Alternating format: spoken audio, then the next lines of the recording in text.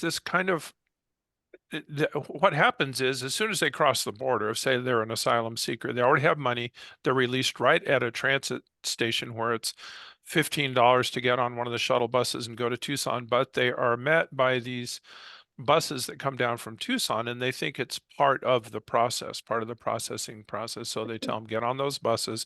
But at that point, they could just pay for private transportation, which is right there where they're released and it's affordable.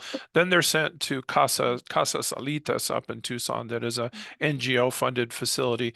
And at that point, the political rhetoric gets amplified that, oh no, they're all living on taxpayer funding, but they're all gone within 24 hours at their own expense.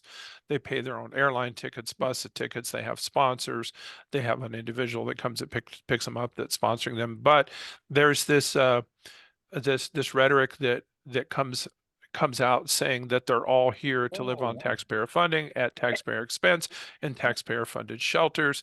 And it's all nonsense. It's not true because they're actually coming here with the ability to pay their way to the final destination. But it gives this negative optics that they're here to take advantage of the system. And then, of course, people for political purposes try to take advantage of that. But it's not true. I mean, they're all coming here to work. They want to work. One of the problems is they're not given a work permit as soon as they come across. They can't apply for 6 months to have a work permit. And the Canadian government has figured this out, that you have these cleared people coming into the US. They've been cleared their criminal history.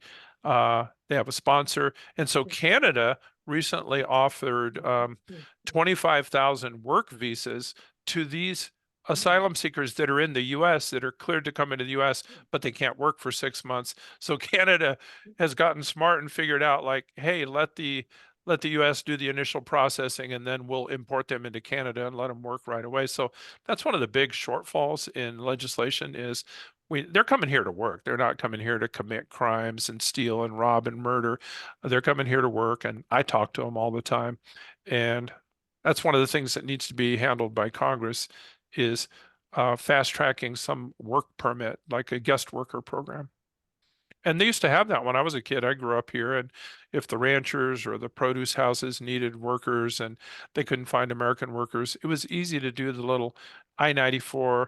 They also had a program called the Bracero program in the past, where they'd get a little work visa and they had to turn it back in 90 days and then they could get it reissued. If they didn't turn it in again, they'd be ineligible to get one in the future. But it's just to have some empathy for the border officials. They don't know what they're allowed to do. They don't know, do we still have work visas? Do we have student visas?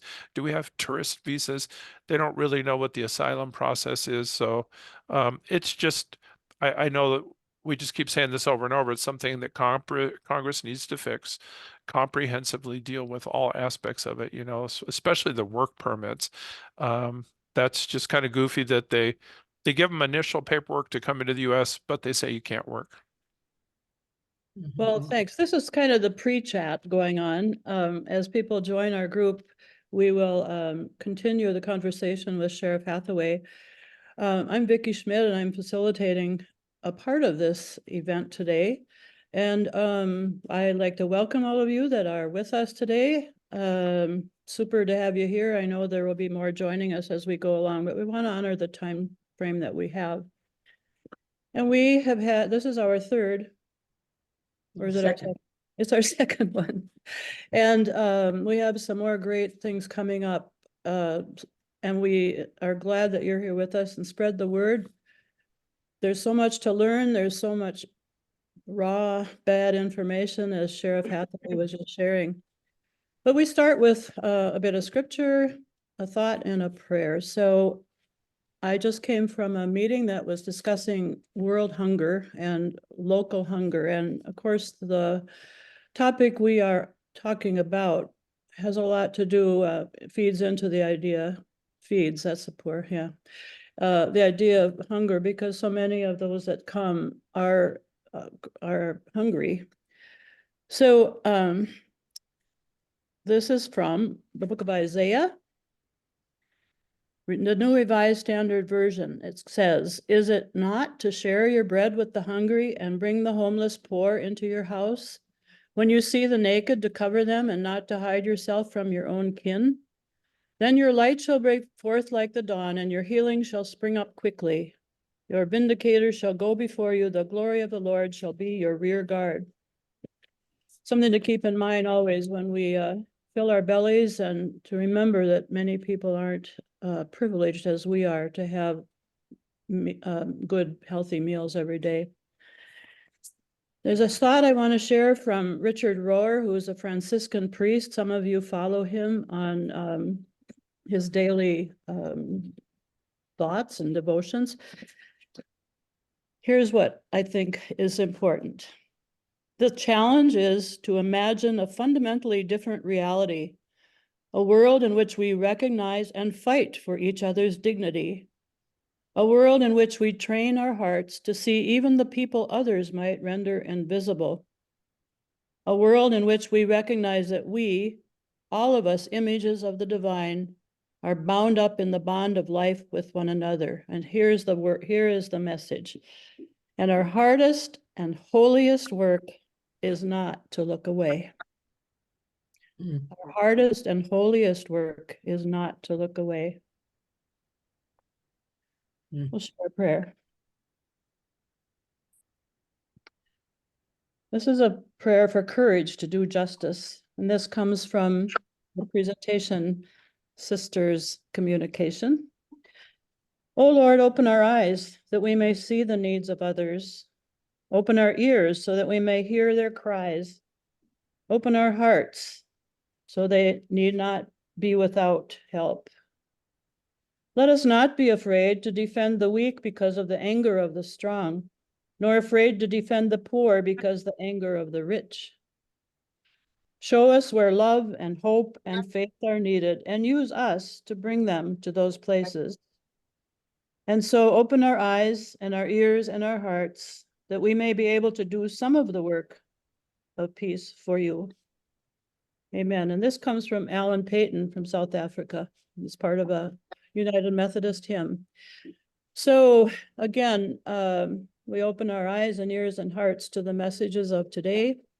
And our first message is from Deb Eilhard, who has traveled to the border, both the Texas-Mexico border and El Paso and Juarez, and as well as the recent trip to Tucson, Nogales. And she's going to share a little bit of what she saw and heard and felt. And after that, we'll go into the presentation by Sheriff Hathaway. Deb. Okay, Sherry, yeah. Okay, as Vicki said, I went with Frontier Abriendo. And this first, I'm just going to rattle through these quickly. The first picture is the Franciscan Retreat Center. In 2017, we met Jorge, who's in the middle of that group picture. He'd been here over 20, I think about 20 years. He'd even been Red Cross Volunteer of the Year for working with hurricanes. And he did not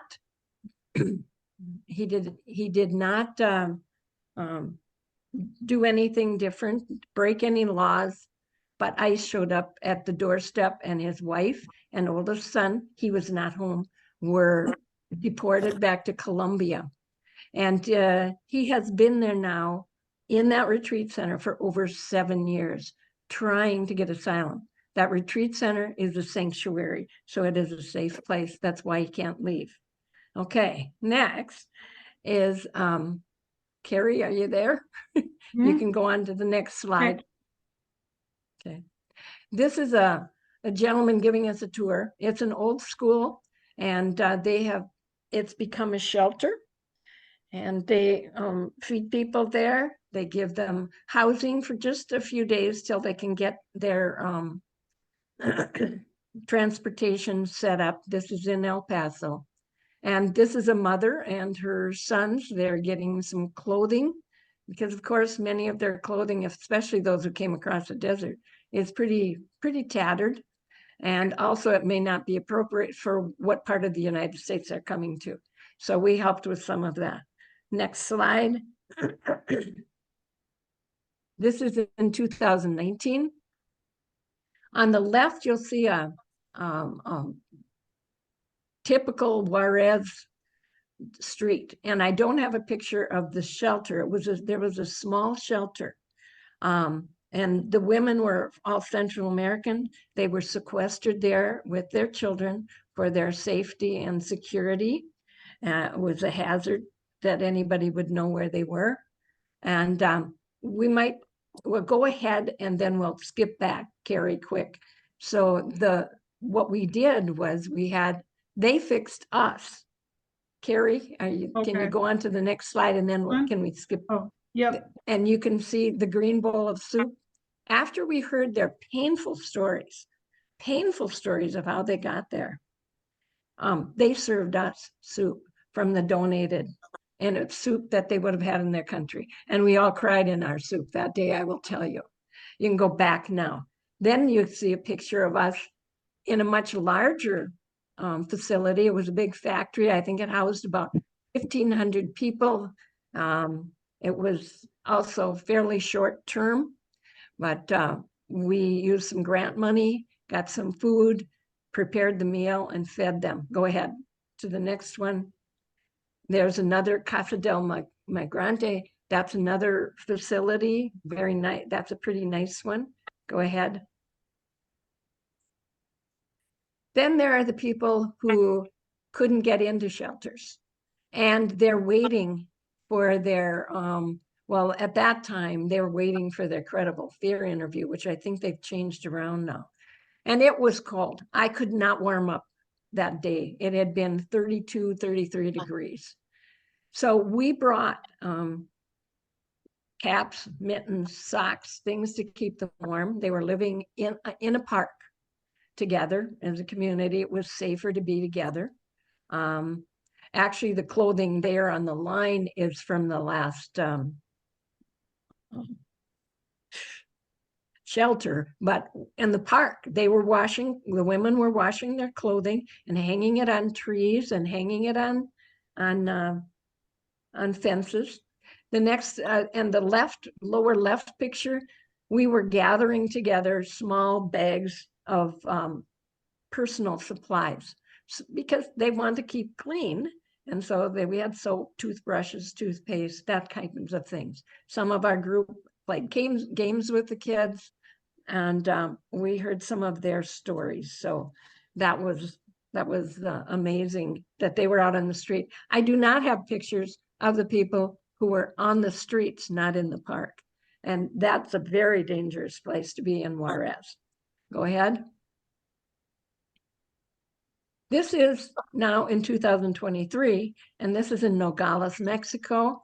This is the shelter. All the artwork was Sister Alika, who's kind of in charge there, is the person who's inspired the artwork and done the artwork. And the whole place was filled with murals that were inspirational. Children need to play, so they have a playground, a safe playground where people can't get in. Go ahead. And you can see, this was the nicest shelter we've been in. Very nice. The children were taught English. They did some drawings of, kind of working with the trauma that they were experiencing. Their mothers were there. They were having classes, and they were there. They could be there several months. Go ahead. And in the shelter, people did what their skill set was. So there were people working in the kitchen. They made this meal for us. Next. This is where they lived. This is their sleeping, area. And then always there is the laundry being done. But yeah, there were people who did the laundry, and they had an engineer who was there for a while waiting for his hearing or waiting to get across the border, and he revamped their water system. Down on the bottom right is where we drove. If you were here last time, Nancy had photos of us finding migrants in the desert, and that's the road that the car could drive down to get to the border wall. There was no road like that for them to get across. It was just the scrub brush. Next.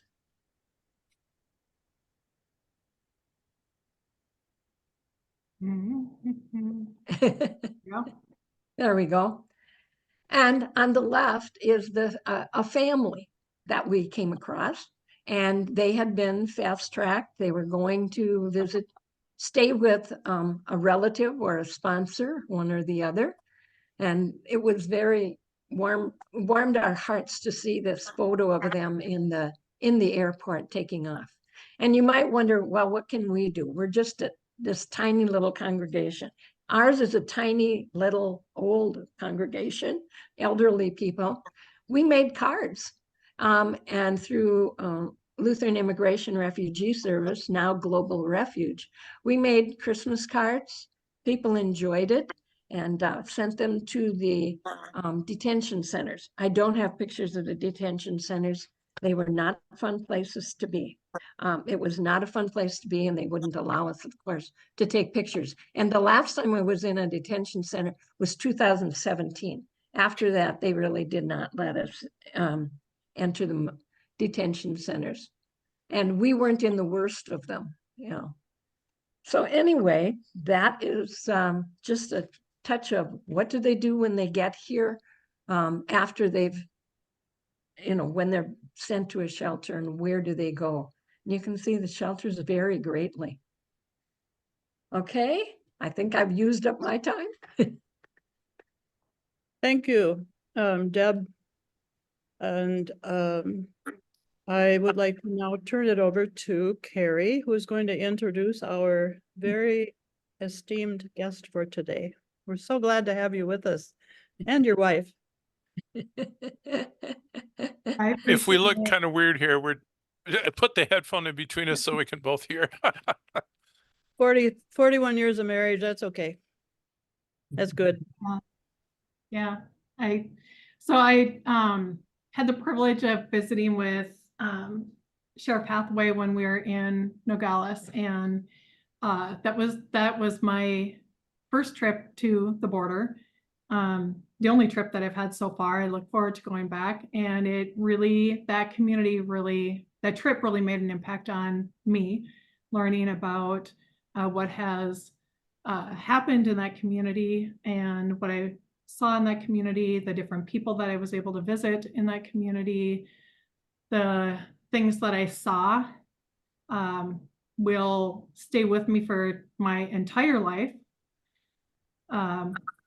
The clothing hanging on the wall, hanging on the, just hanging there. I saw things that I will never unsee. And the conversation that I had with Sheriff Hathaway that day and learning about the impact that wall has had on that community is something that will stay with me forever, and something that I've shared with many people since. And so it was, I really wanted to reach out, and I'm really happy that he agreed to come and share more about that. So I'm just going to read his quick little bio here, and then I'm going to turn it over to him. So David Hathaway is the elected sheriff of Santa Cruz County, Arizona. He's experienced firsthand the police state and constitution-free zone that is developed within 100 miles of the southwest border due to court rulings and draconian enforcement.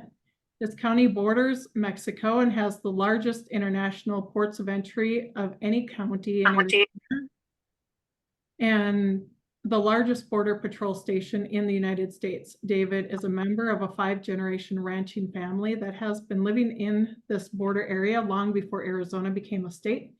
Before becoming sheriff, David was a supervisory DEA agent, having worked in many assignments around the world, experiencing the failures of the drug war and U.S. efforts to intervene in foreign countries. And also, if you look him up online, there's a lot of information about David out there, and a lot of great information. He's done so many amazing things. So I'm going to hand it over to you and let you take it away. So thank you so much for doing this and being here.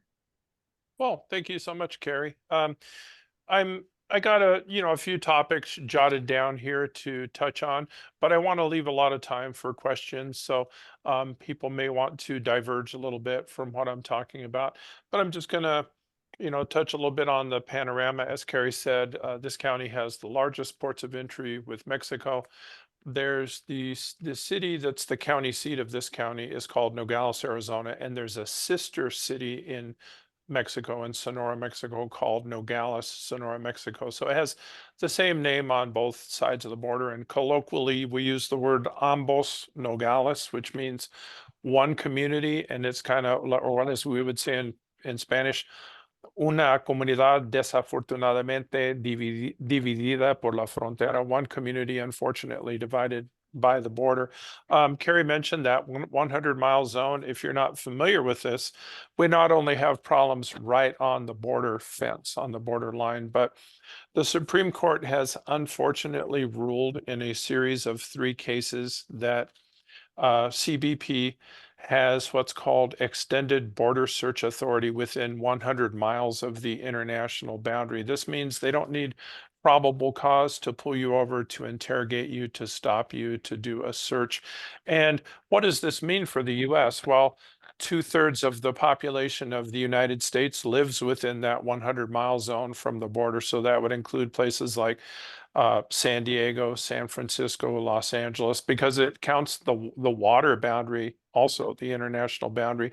Places like Seattle, Chicago, New York, Miami, New Orleans, Houston. So 2/3 of the population of the US lives in this zone that some people call the Constitution-free zone, where the Fourth Amendment does not apply. So we not only have problems right on the border, but we have Border Patrol checkpoints through my county and even the counties north of me that do not share the border. So it's kind of, I remember, like, I'm in my 60s, so I remember when I went to public school, they talked about these other draconian authoritarian governments around the world where you have to show your papers, as you're traveling through the US. Well, the US has gotten to that point. We have interior border patrol checkpoints where you also have to show your papers and you have to stop. And to me, that's not, that's not freedom. That's not what it's about to being American. We also have political interests here that just baffle me. I mean, some people literally hate me for my stance of being friendly to Mexico and promoting friendly relationships with Mexico. And these people would claim to be God-fearing people, but they also come with guns to the border and try to chase around migrants. And we just had a group a few months ago came to the border, and they called themselves God's Army, and their slogan was "Take back the border." They came here with their guns and with their mask and their tactical gear, doing 2 things: looking for migrants to chase around, and also interfering with the people who were rendering compassionate aids, the church groups, the NGOs that were here helping people, setting out water or looking for people in need or who were dehydrated or tired or lost. So to me, like when we started out this meeting today with the passage out of Isaiah, we all know about the passage in the Bible about the pilgrims and the strangers in a strange land, the sojourner, about and if there's any doubt on who is our neighbor, Jesus made that clear when they said, "Love your neighbor as yourself." And when he was asked, "Well, who is my neighbor?" He told the story of the Good Samaritan. And in that story, it's clear that the Samaritan is not your own countryman. He, like the Samaritans in the Bible, were looked down upon. And it talks in that story about the injured man is passed by a rabbi and by his own countrymen, and then a Samaritan, so somebody of a different ethnicity, different culture, different focus, is the one that actually helped him. So if we take the words of Jesus, it's clear that our neighbor is not just the person that resides in some geographical boundary that we associate with our culture or our linguistic group or ethnicity or religion. So I think that was very apropos the way we started that out with that passage. But it is really weird that there's whole churches, quote unquote, churches out here that have that idea, and they actually badmouth the idea of people who set out water for people who are thirsting to death out in the desert. And I don't know how that fits with with the words of Jesus. Never mind the passages about love your enemies and pray for your enemies and all the wars that we have going around the world that unfortunately a lot of people that use the name Christian support all that. And so it's just weird, like how's that a Christian endeavor to support killing and attacking people around the world? But now I'm getting sidetracked. Let me get back to some of the border issues. We have had I don't know if you read about the container wall. The governor of Arizona, the prior governor, he spent millions of dollars to buy these rusty old 40-foot shipping containers. He got ripped off, paid double for them, and then they started stacking them on top of each other, trying to cover the whole border in Arizona. They started on the east end and the west end. So the east end is Cochise County, the west end is Yuma County, and I'm right in the middle, Santa Cruz County. So they were moving towards my county and doing this on federal land, on national forest land. They had these heavy equipment, tracked vehicles out there with no permission from the federal government, bulldozing down the hillsides, making a flat path to stack these ugly containers one on top of the other, and then they would attach razor wire on top of these containers. The federal government sent the state governor letters saying you are violating federal law. You can't do any of this construction on federal land without permission of the federal government. But to my surprise, the federal government didn't do anything. They had the legal upper hand. And so they relied on me. I'm the smallest county in Arizona. We have the biggest ports of entry, but Santa Cruz County is the smallest of the 15 counties. So what I did, I went with a group of protesters that were protesting the wall, and went out there and made it clear, a lot of media involvement, spoke to the media that I would arrest these people for illegal dumping on public land if it was to reach my county. They were 6 miles from my county, moving towards my county.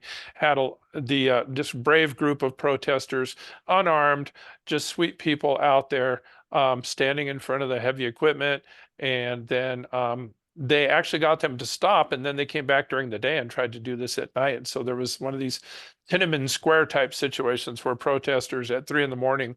were running in front of these bulldozers, and it was quite an interesting situation. And I was able to get more media attention than they were, so I actually got the media out there, and we actually stopped this. And then ultimately, as that governor was on his way out, he agreed to take down all the containers and remediate the land, and it wound up costing Arizona taxpayers $200 million. But I was glad that I could play a part in protesting that, which was harmful not only to the people but to wildlife corridors. It's one of the remaining corridors for the jaguar, which this part of the U.S. is one of the only places that the jaguar still comes up from Mexico. So that's one thing.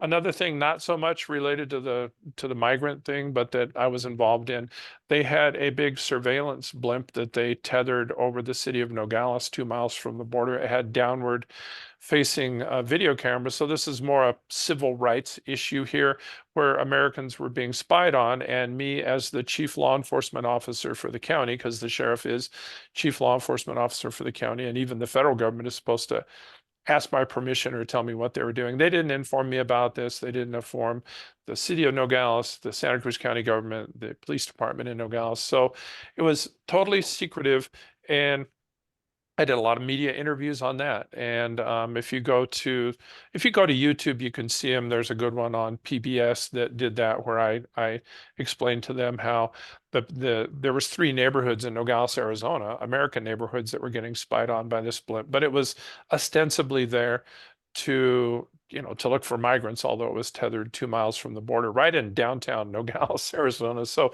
once again, with I know I'm tooting my own horn a little bit, but this is just the stuff I know about because it's what I was involved in. Like, did protests for that, did a lot of media interviews for that, and that was eventually removed.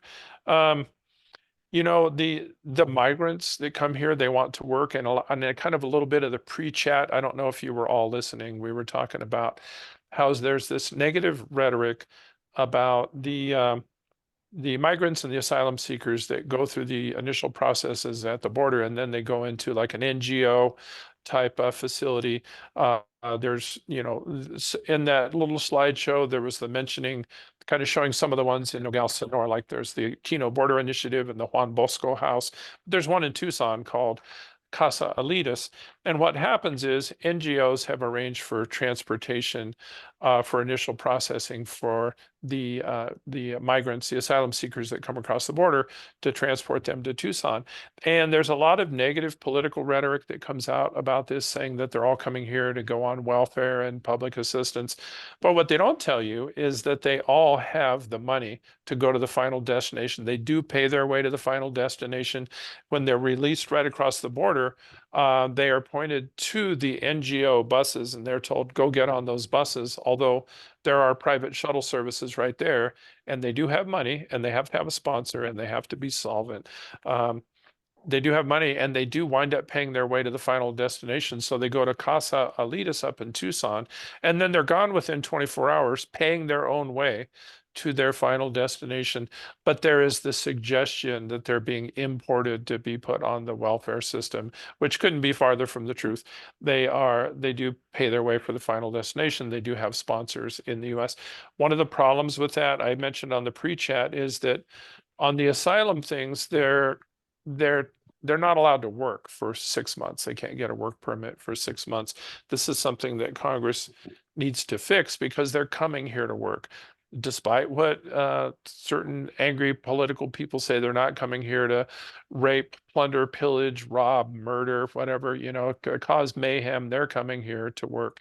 And there's so many other things that pop into my head, like there's some of them are so hilarious. They'll talk about, oh, fighting age males, military age males coming here. Well, throughout history, even in some of the Americana folklore, you have men that go work and send money back to their families. If you remember the story of Old Yeller, on Old Yeller, the reason the mother and the boys are there by themselves is because the dad's going off far away to work so he can bring money back home.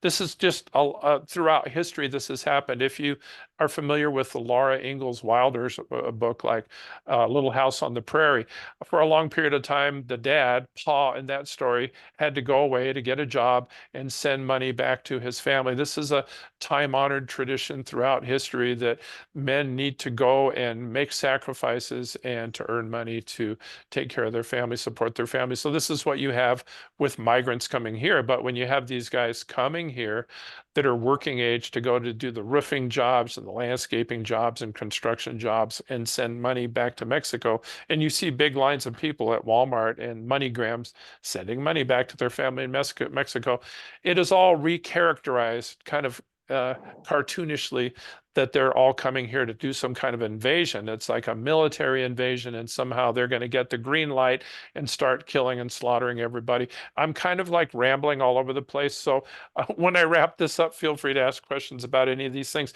Another weird thing that you hear that politically people try to make hay on is this idea that people come from multiple countries, but yet the quota system for the US government is only designed for certain foreign countries like Venezuela, Cuba, Nicaragua, certain countries in Africa and Asia. And there's quota like 30,000 from this country, 25,000 from that country. And Mexicans are typically not allowed to claim political asylum.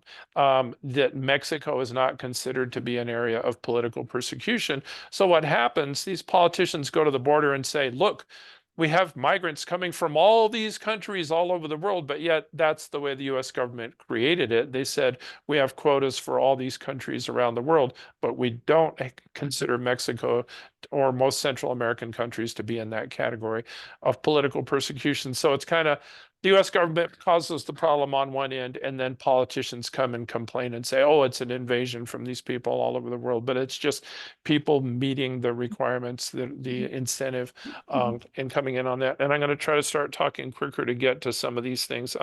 We have a weird law a weird proposal that just made through the state legislature. It's called HCR 2060, if you want to look that up, House Concurrent Resolution 2060. And it's made it through the legislature, and it's going to put on the ballot in November the idea that all local police officers, sheriff's deputies have to act as Border Patrol agents. So it's going to be voted on in November. So I've been doing a lot of media interviews about that. And since I speak Spanish, actually more than half of my interviews are in Spanish, like Telemundo, Univision, Azteca TV. But this HCR 2060 is going to make a ballot proposition on the November election here in Arizona saying that this is not federal officers. Police officers, city police, county sheriffs, deputies, they have to act as Border Patrol officers. And let me just tell you how ludicrous that is in my community. The town of Nogales, Arizona is 95% Hispanic. 95% of people, day-to-day life it operates in Spanish. They have the characteristics of a Hispanic person, their way they speak Spanish, the way their skin, the color of their hair, their last names, Gutierrez, Ramirez, Martinez, whatever it is. 95% of the people in Nogales, Arizona are Hispanic. So they really expect me to go be checking the documents of everybody that lives in the US in Nogales, Arizona, and the county of Santa Cruz is 80% Hispanic. So it's kind of like trying to and of course I'm not going to do it. I'm not going to go profile these people, like that they want us to be checking documents. This comes from a legislature that's largely controlled by Phoenix politics, Maricopa County politics, and as you'll remember, Sheriff Arpaio and kind of his political perspective from the old days of kind of those politics of Maricopa County. So this is another thing that's ridiculous, and I think even if it passes, the courts will shoot it down, because those of you that are older like me, if you can remember several years ago, there was another bill in Arizona called Senate Bill 1070 that actually passed, and it was signed by the governor.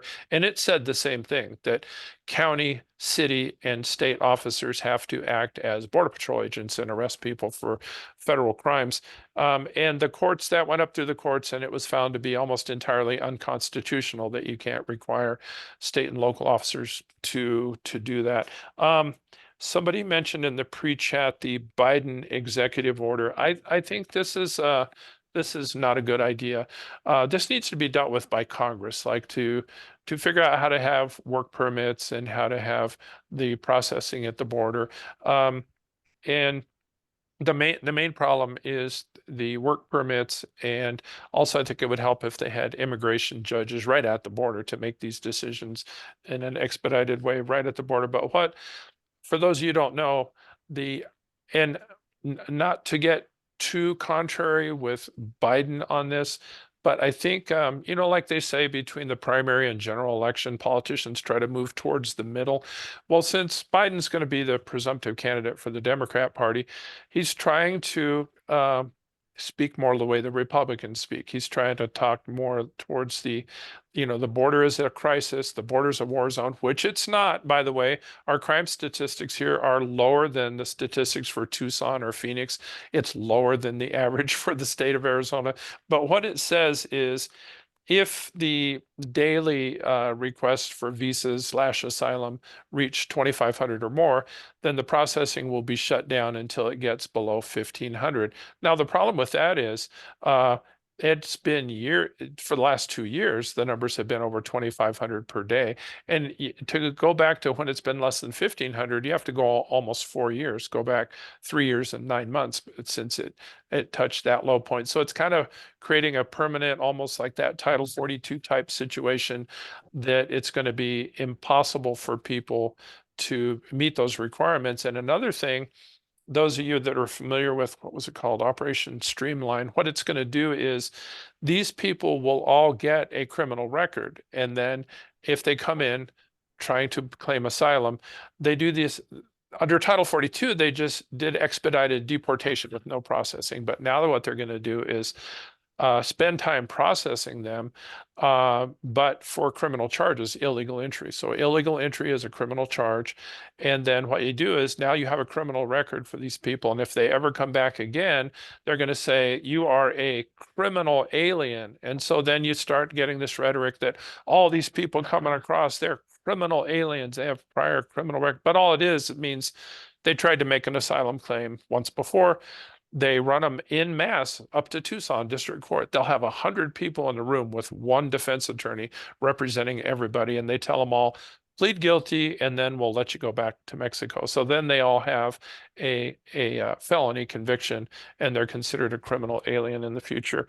Let me see if there's anything else. I could just keep going on forever. One of the most bothersome thing is these people that want to go to the Wild West, to the Old West, and bring their guns and have themselves an encounter and just be like somehow they're being a proud American by coming down here and being belligerent to migrants. We had a state senator that just came down here. It was like about a week and a half ago, with a mask and the tactical gear, and they all had their AR-15s and trying to look for migrants and bullying the aid workers, the people that are providing compassionate aid.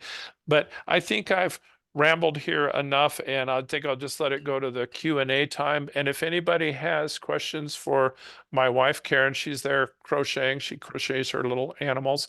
I can also pass the headphones to her. She's grown up here too. She's from Nogales also, and I'm part of a 5-generation ranching family that's been here since the 1800s, before Arizona became a state in 1912. But I think probably be good, because there may be a wide range of questions or interests. Be good if I just turn it over to questions. Yeah, if you have questions, put them in the chat and we'll try to monitor those and get those out for Sheriff Hathaway. But maybe his name is Karen, right? Yeah. Yeah, maybe a little perspective from Karen on how you've seen things change since you grew up here, and I know people I've talked to along the border talk about their times with playing with kids that were illegally crossing the border, and how that shaped your life and thinking about the migrants. Okay, I'm going to repeat that to Karen because she didn't have the headphones on and didn't Oh, hear sorry. that. They were wondering, I'm going to pass you the headphones, but they were wondering about your perspective of growing up here and how things have changed, over the years, of kind of the relationships with the people in Mexico and the migrants and people that you play with and went to school with, and just kind of the nature of the community back then compared to now. And I'm going to pass this to you now. So yeah, I grew up here, and there was always mostly Mexicans around here. I remember being a child and seeing immigrants,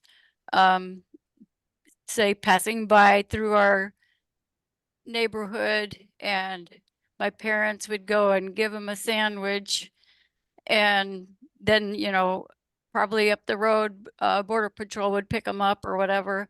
But seemed like it's always been the same. All the people around here are very friendly to white people or to Mexicans. Everybody gets along really well and has compassion on people, and it's just a big misrepresentation of what the border is really like, from the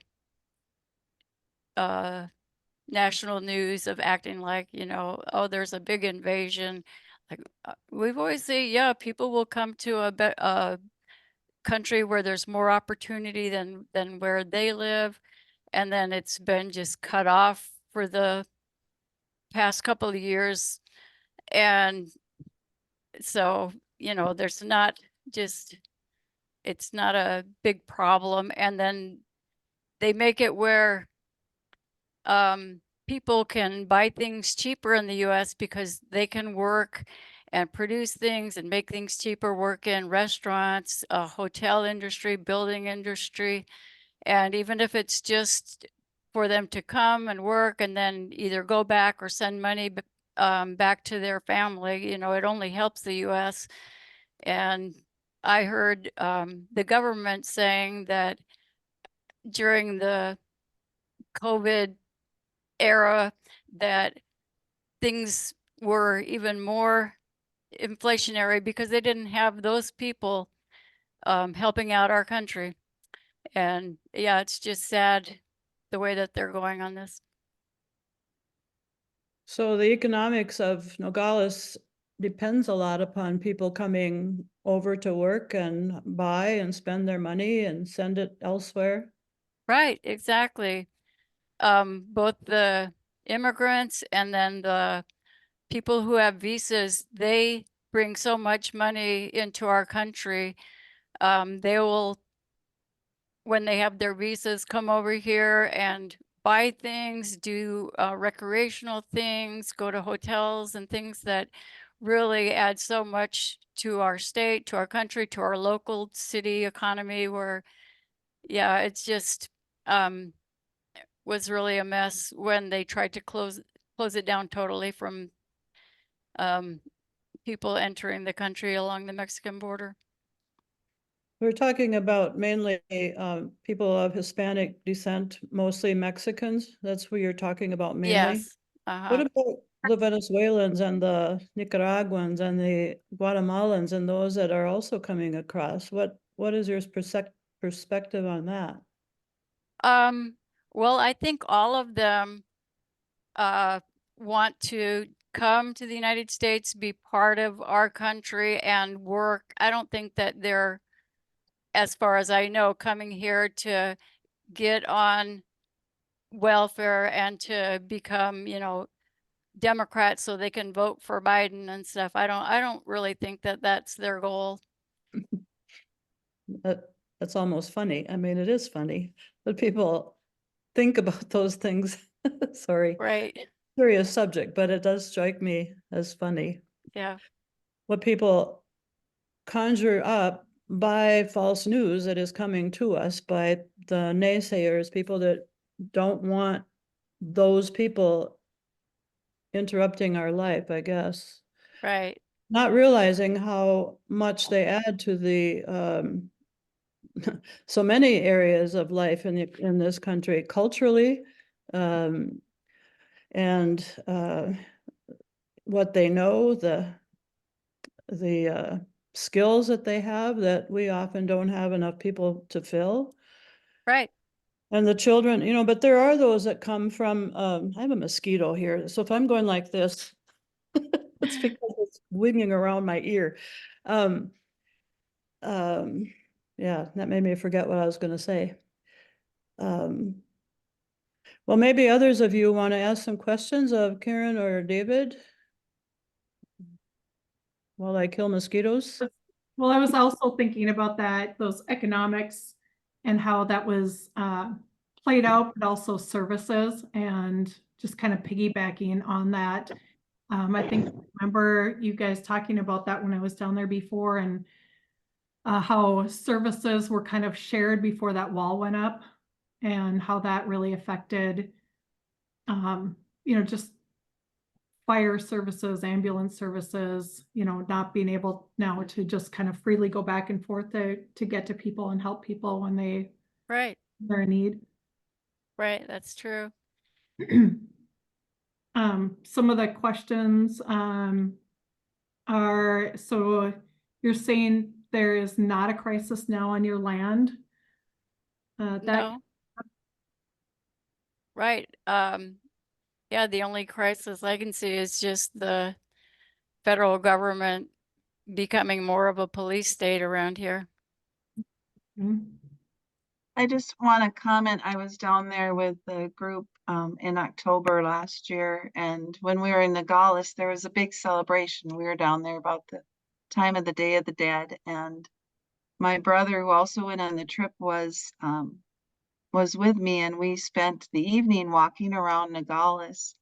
And we felt so safe, and everyone we met and just were chatting with as we were standing in line for food at a food truck or whatever, was so positive about the people that were coming at the border, and about what they bring to the country.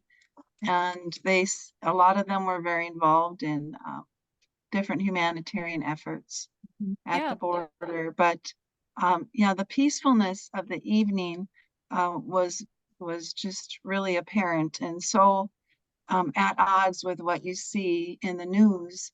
And one of the things that was really moving is they had a shared movie. So they were playing the movie on kind of on the border wall, and people were sitting on the US side and the Mexico side to watch the movie. And just the message that gave of how that wall is between people was just very, very moving.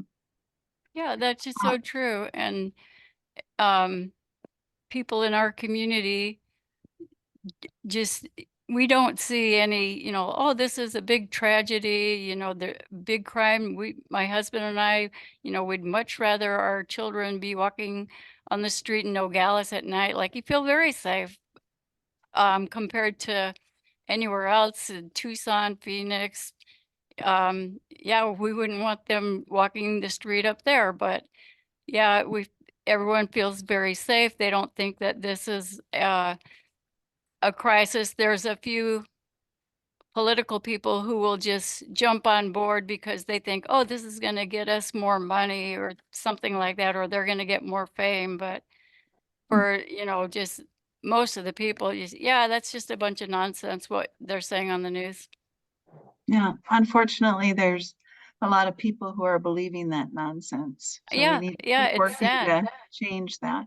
Right. One of the questions in our chat is, what should those of us in North Dakota do to help? So few people understand the reality at all. The politicians and media seem intent on creating the fear, and the real stories are invisible. So you have any suggestions for us, what we can do? I'm going to pass that one. If you could repeat it again to my husband, I Sure. think he would probably have a better answer. All right, thank you. Sorry, I can't hear when we're sharing the headphones. Well, we had a question in our chat that said, what should those of us in North Dakota do to help? And they say, so few people understand the reality at all. The politicians and media seem intent on creating fear, and the real stories are invisible. It's too bad that that happens here too. Like the nature of Arizona, I'm sure you've heard the term snowbird. A lot of people from cold climates come and move here to Arizona. Most of them don't move to the border though, and it's easy. We're all old people here, so I'm gonna demean old people a little bit, but it's kind of easy to scare older people. And they move in here, they move into some of these counties like Yuma County, Cochise County. They don't know any better, and they have sheriffs in those counties that run a crisis campaign. That's the way they do their political campaigns. They scare everybody and say these people are going to be breaking into your house and ripping you off and assaulting you. So there is also here that category of politician in Arizona that relies on fear. Now, my campaigns are all upbeat and optimistic. I want to help people. I want to be an ambassador for the border area and tell people the truth of how it really is, the importance of the economic relationship with Mexico. Like over 50% of the fruits and vegetables consumed during the winter in the US comes across this border right here because we don't have a growing season in the winter in the US. We're in a northern climate. So people don't understand how important Mexico is to us. There's the what they call the maquiladora industry. They make wiring harnesses and subcomponents for the US automotive industry. And what little there is left of the US automotive industry depends on Mexico, on these sub-assembly plants in Mexico. Like some people will say, it's ludicrous to me to say, we can just shut down the border completely, no interaction with Mexico, and we'll do just fine. It's like, well, there's a principle in economics called economic advantage and division of labor where people have economic advantages. Like if you live near the ocean, then you can fish and access fish better than somebody that lives in the mountains. Somebody who lives in the hills might have an apple orchard and they have an advantage on that. Certain populations have a lot of people needing labor that want to work. So you let the voluntary human interactions work out those kind of things. But people will say that ought to know better that we can do just fine isolating ourselves from the rest of the world. Just build a giant wall. Don't let anybody go across. We don't need anything that comes across the Mexican border. It's just like total foolishness. People don't know, like if you're in Kroger in Illinois, or you're in Winn-Dixie in Georgia, or if you're shopping in Safeway in California, the only reason you get your lettuce and your tomatoes and your mangoes during the winter is because of this border here. And those of you that have visited the border probably noticed that the fresh produce, the fruit and vegetables, is the big industry for this town. The trucks going back and forth. So yeah, there's this fear mongering and acting like we don't need the relationships with foreign countries, but economically we do, and of course culturally it benefits us all also as well. Yeah, it's a puzzle for us and a frustration. How do you turn around that rhetoric and get to a place where that cooperation, that spirit of cooperation what the norm is, you know, and how we Yeah. can better each other by doing that. And the We whole, had a- oh, go ahead. No, you go ahead. I was going to say the whole Title 42 thing exasperated everything. If those of you who don't know what the Title 42 was, during the COVID era, they made it where people couldn't come from Mexico for non-essential purposes. So you had people with legal documents, B1 visas and B2 visas, because they worked in the US. And those visas were all invalidated during the COVID era, and you'd had people that would be separated, like a family in Phoenix, and the husband down in Mexico was trying to come back. And so now the numbers went up of the crossings between the ports of entry. Statistically, they went up because they weren't allowed to cross legally anymore, even though they had the documents. And then Title 42 became this political football saying, and what it basically said is, because of a virus, people can't cross back and forth like they did before. But Americans could go to Mexico back and forth as much as they want. It was kind of phony because there wasn't this legitimate concern about mingling and spreading a virus, because there was no restriction on Americans, but the Mexican population that worked on this side uh, couldn't come in during that time. And as my wife touched on it, how that caused economic problems. It caused more inflation because we weren't getting the economic advantage of the workers coming from Mexico to work. And then this became a political football after kind of all the COVID discussions went away and everything was pretty much back to normal. Even after that, you had people politically who had opposed the COVID narrative. They opposed every other COVID restriction. They now wanted that last COVID restriction to stay forever. And it was a red herring because they wanted Title 42 to stay there forever. So immigrants couldn't come in, but Title 42 was only a COVID provision. But they wanted them to never lift Title 42, where they would never come in. And just a thing to unfortunately show that this had a racist component to it, they never talked about on the Canadian border building a wall or implementing Title 42, on the Canadian border. It was only for the Hispanic Latin Americans that they want to build the wall, and they wanted Title 42 to stay in place forever to keep them from ever coming here, even though it wasn't an immigration mechanism. It was a mechanism to do with COVID. So these people, let's say in Congress, that had always opposed all of the COVID restrictions and the COVID mandates. They didn't like any of them, but they wanted that one to stay. They wanted Title 42 to stay forever. And I wrote op-eds for all the big papers and did a lot of media stuff about how this needs to go away. Why can't you just go back to the regular Title 8, which is the immigration code for the federal government, Title 8, which has all kinds of provisions for health and visas and whatnot. So that was another unfortunate thing, that it started with good intentions under COVID, but it turned into a political football that they were just never going to let it come to an end because it had the effect of restricting Hispanic people from crossing the border. Well, thank you so very much for being with us today. We are about out of time. And so I think we will do our closing. We have a closing poem from prayer. And then if you want to stay on, there are a couple more questions in the chat. Sheriff Hathaway, are you willing to stay on another 5 minutes or so? Sure, and I'm going to make it where my Okay. wife can hear too. Yeah, sure, we'll stick All on. right, all right. If that's why you're married all this time, look at that. Anyway, we will stay on, but we will have a closing. And before we do that, I just want to remind you that this is a continuing series. So we will meet again on July 10th at noon, and then also in August. So watch for that and register for those upcoming sessions. And I will turn it to Martin Avery, who's going to close our session. Yeah, this is entitled On Controlling Our Borders. Jesus, crucified and risen, draw us into his presence again, the one who had nowhere to lay his head, no safe place, no secure home, no passport or visa, no certified citizenship. We gather around him in our safety, security, and well-being, and fret about illegal immigrants. We fret because they're not like us and refuse our language. We worry that there are so many of them. and their crossings do not stop. We are unsettled because it is our tax dollars that sustain them and provide services. We feel the hype about closing borders and heavy fines because we imagine that our life is under threat.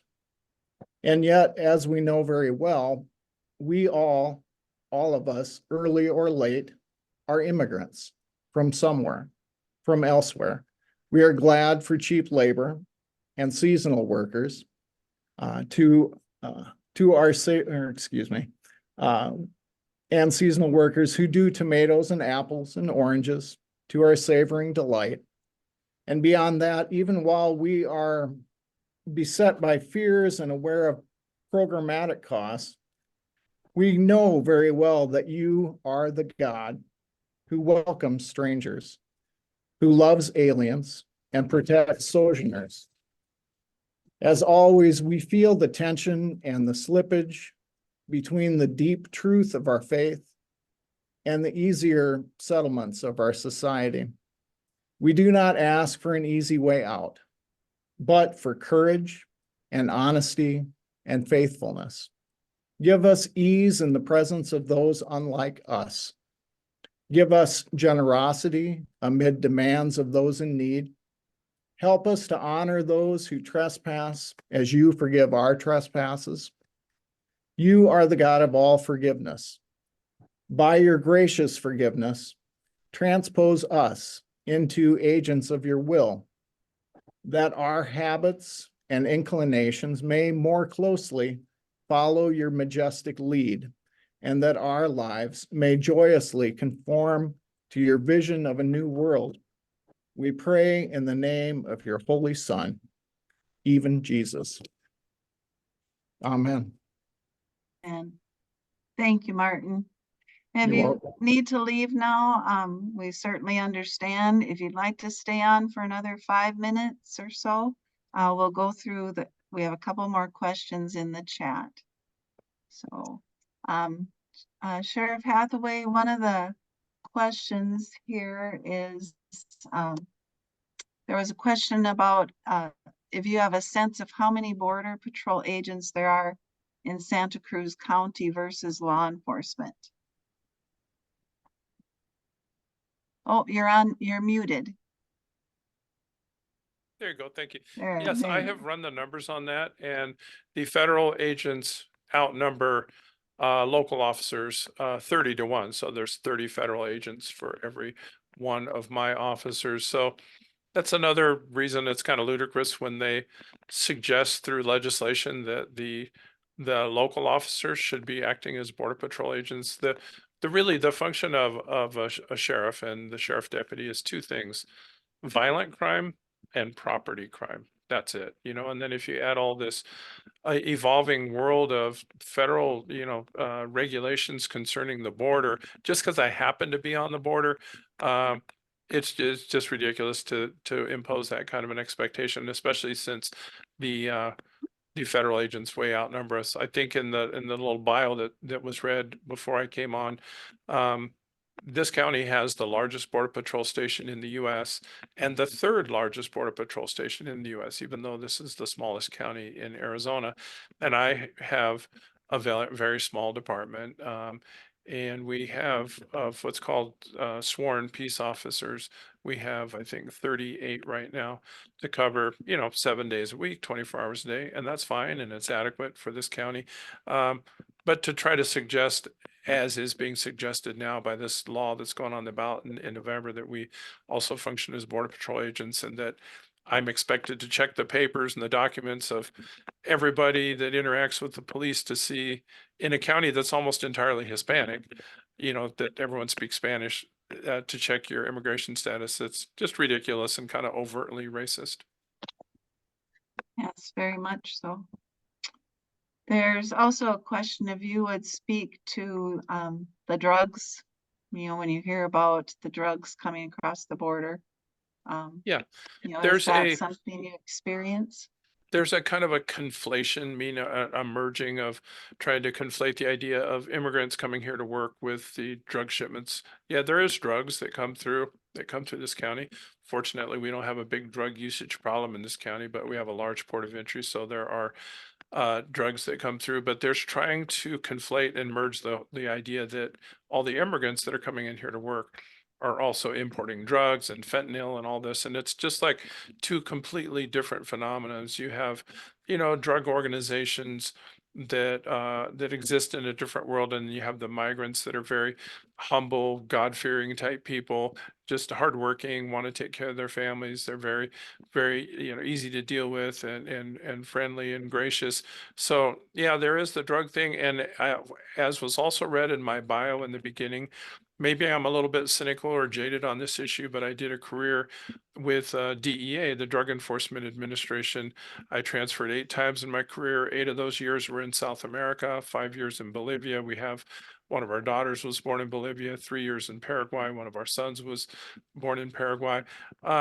And I've worked a lot of my years along the border. So in that experience, I saw the injustices and the cruelty of just throwing so many people into jail just for using a substance. Now, I wouldn't recommend to anybody to use drugs. I'm against it personally, but to just we have more of our population per capita locked up, incarcerated in the US than any other country in the world. And most of those people that are incarcerated are for drug crimes, what you could call a victimless crime. Yeah, it's not good that they took drugs, but at the same time, you're having everybody in the US have to maintain this large cadre of incarcerated people.